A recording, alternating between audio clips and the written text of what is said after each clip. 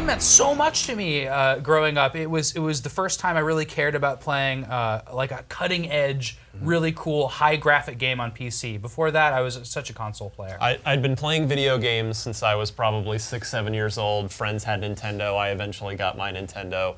Moved on to the 16-bit era, Genesis. I had separately a TurboGrafx at one point.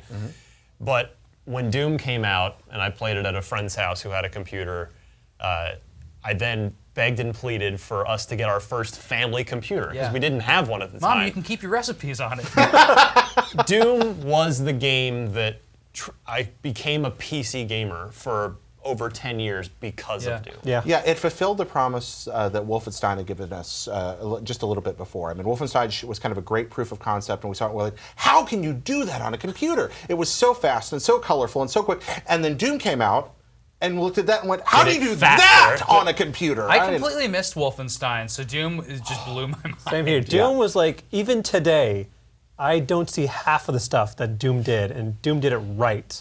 Like, you don't see like these huge open world, like, first-person maze-like levels with keys, secret areas everywhere, monsters fighting each other. Monster infighting. It added such a believability to this weird, like, alien invasion hellscape where, oh, they don't even like each other. They definitely don't like me. Even today, it's just like, that's a feature. If a game's like, oh, we have monster fights, like, wow, really? It's like, that should be a staple, but you don't see that. Uncommon. And that unbelievable sense of speed that game allowed. I mean, you just rocketed. Even walking, you were moving faster than most characters move running in first-person shooters now. I read somewhere, I think somebody had broken it down and figured it out, that you're running at what the real-world equivalent of 40 miles an hour. Oh, really? Yeah. Something like that. It does feel like you were just ricocheting off walls. Like But when it I was feels testing good. like That's walls, with a you can walk chainsaw. through walls a lot in that game. I just remember bouncing off of everything. You're moving so fast. And that's, oh, go ahead. No, please. Well, that's part of what was so striking about it. Remember that at the time we thought of PCs as a place you played strategy games.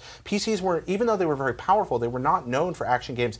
This thing was faster and more responsive than anything we'd ever seen on a computer, or for that matter, on a console in most cases. And, and it was free. Shareware. How did that happen? Shareware is a concept that was common in the day, and Doom popularized it, that if you mentioned it to a CEO now, who probably doesn't know, which, maybe he wasn't in the business, Shareware, if you mentioned it to a game company CEO now, he would look at you like you were from another planet or had a third eye.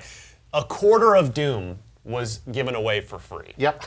A quarter of it. And enough of it that you felt like you were having a beginning, middle, and end experience. I mean, you got to the end of the Doom, The and there Barons was a of big Hell, boss, with the boss two Barons situation. of Hell. Was there any multiplayer in the shareware version? Because I think there was Deathmatch in it. Oh, I believe so. Not only was there was Deathmatch, and not only that, but they found ways to make Deathmatch really the point of the thing by the end. I mean, people played through Doom, and then go ahead. It's worth. Doom literally invented Deathmatch. Yeah, the term Deathmatch is from Doom. And multiplayer in a first-person shooter. Of course, the genre adding itself up was young, kills but as the way Doom invented it. Yeah, and that was and an it worked too. Oh, it worked so well. Like, I remember hearing about it and being like, there's no way that works. Because I used the internet a lot. I was like, there's no way a game like Doom could possibly work. This is back in basically the pre-internet days, 1993, where we had 14.4 dial-up modems.